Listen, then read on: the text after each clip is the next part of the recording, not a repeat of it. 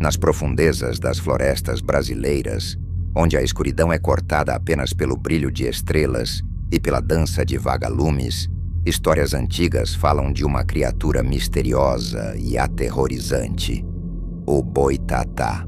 Conhecido como a Cobra de Fogo, esse ser sobrenatural é descrito como uma serpente luminosa que vaga pelas matas e rios à noite, protegendo a natureza de invasores e destruidores. Mas o que muitos não sabem é que, além da lenda, há relatos de encontros com essa entidade, histórias que gelam a espinha e despertam um medo ancestral. Diz a tradição oral que o Boitatá surgiu como protetor após uma grande inundação que devastou as terras há incontáveis gerações. Animais e humanos foram tragados pelas águas e somente a serpente gigante sobreviveu, alimentando-se dos olhos de criaturas afogadas.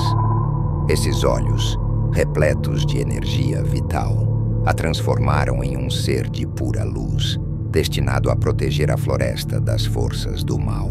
Uma das histórias mais assustadoras vem de pescadores do interior do Brasil, que juram ter visto o Boitatá enquanto navegavam à noite por rios sinuosos e escuros.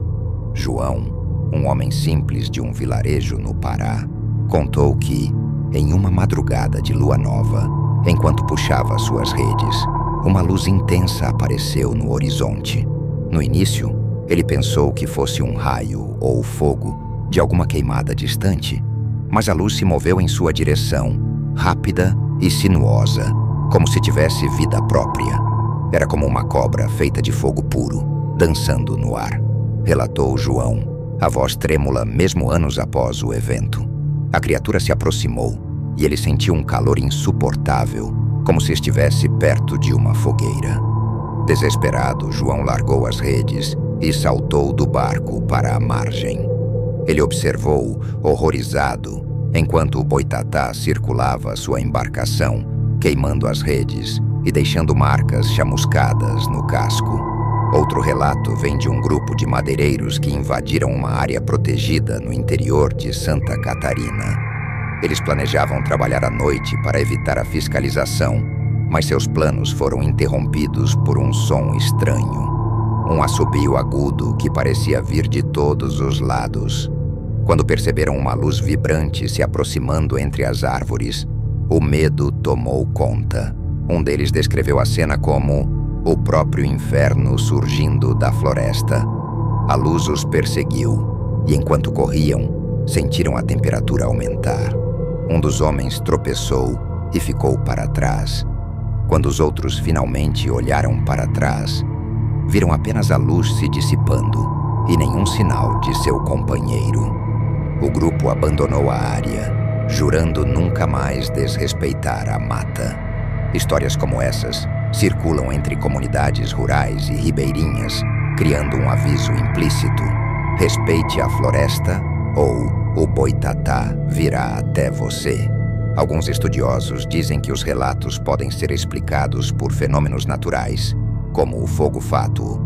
Mas para os moradores das regiões mais isoladas, a presença do Boitatá é uma verdade incontestável, um guardião assustador e implacável. Os relatos sobre o Boitatá continuam a fascinar e aterrorizar quem vive próximo às densas florestas brasileiras. Entre as histórias mais arrepiantes, uma se destaca por sua intensidade e os efeitos duradouros sobre os envolvidos. Essa é a história de Dona Marlene, uma idosa conhecida por sua sabedoria e ligação com a terra, que vivia na borda de uma mata preservada no interior do Mato Grosso do Sul. Era uma noite silenciosa, com a escuridão profunda que só se encontra longe das luzes urbanas. Dona Marlene havia terminado suas preces e estava prestes a dormir, quando ouviu um som incomum, um silvo baixo e contínuo, que parecia ecoar entre as árvores próximas. Curiosa, ela abriu a janela e viu algo que jamais esqueceria.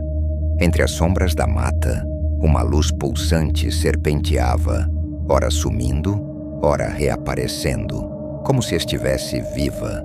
Ela pensou que fossem caçadores noturnos com lanternas, Mas à medida que a luz se aproximava, percebeu que era diferente de qualquer coisa que já vira.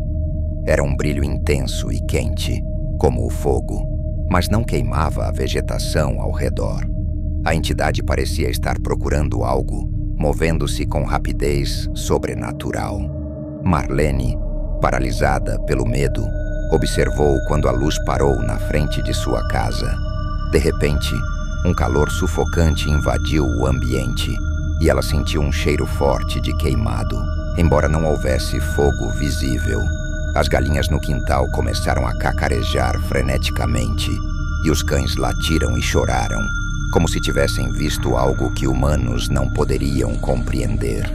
Com o coração acelerado, Marlene fechou as janelas e trancou as portas, rezando fervorosamente para que a entidade fosse embora.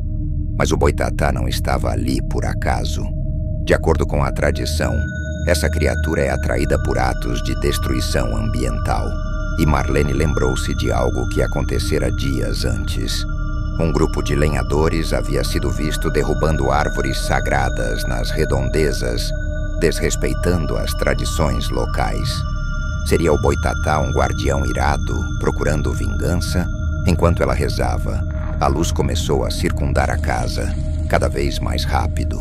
O som do silvo agora era ensurdecedor e as paredes pareciam tremer. Desesperada, Marlene acendeu uma vela e a colocou no altar improvisado de sua sala, pedindo perdão em nome de sua comunidade. Para seu espanto, a luz parou abruptamente e desapareceu no horizonte. No dia seguinte, os lenhadores foram encontrados fora da floresta, completamente desorientados e com queimaduras leves em suas roupas e mãos. Eles balbuciavam sobre uma luz viva que os perseguiu e juraram nunca mais voltar para aquele lugar.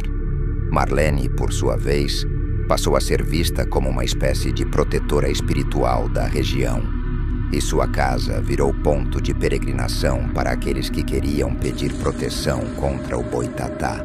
Mas as aparições do boitatá não pararam por aí. Dizem que ele continua vagando pelas florestas e margens de rios, como um lembrete vivo de que a natureza tem seus próprios guardiões. Aqueles que desrespeitam a terra ou agem com ganância correm o risco de enfrentar a ira desse ser enigmático e aterrorizante. A história de Dona Marlene e dos lenhadores ganhou as redondezas, mas não serviu como aviso para todos. Um relato posterior, ainda mais assustador, veio de um grupo de campistas que decidiram explorar a floresta próxima ao rio, onde o boitatá foi visto pela última vez. Era um grupo jovem, composto por 4 amigos em busca de aventura e que não acreditavam nos avisos dados pelos moradores locais.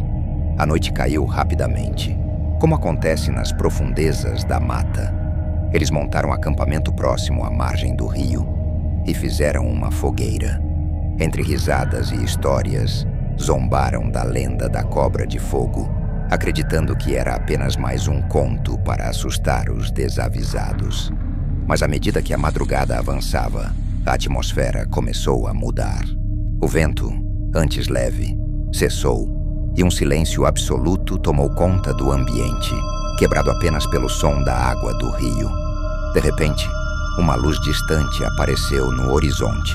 No início, pensaram ser um vagalume, ou talvez outro grupo de campistas, mas logo perceberam que ela se movia de forma anormal, veloz e errática, aproximando-se rapidamente.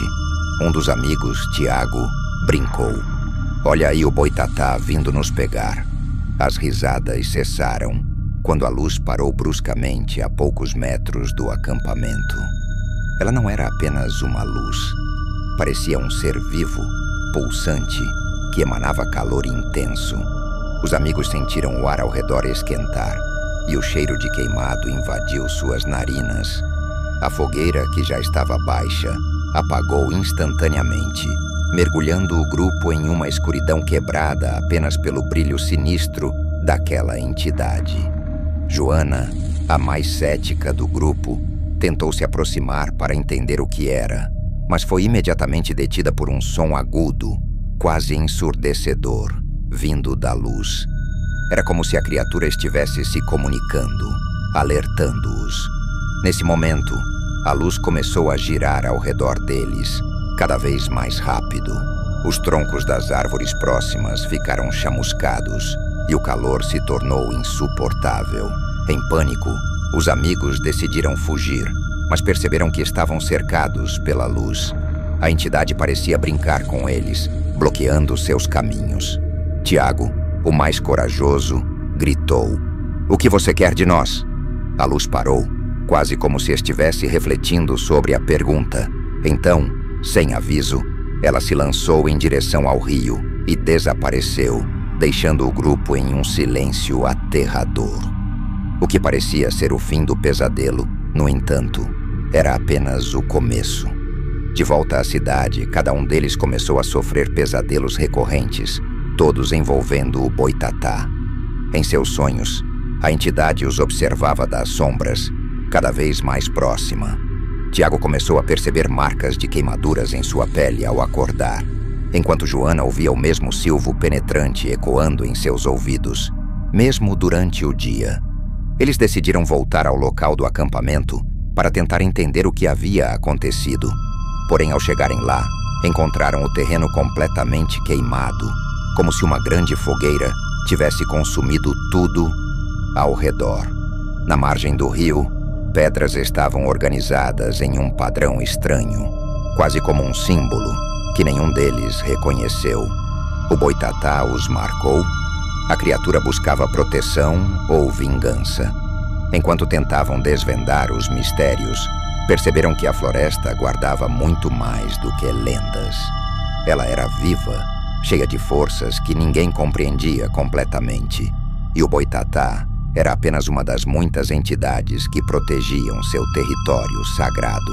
E você, estaria disposto a desafiar os guardiões da floresta?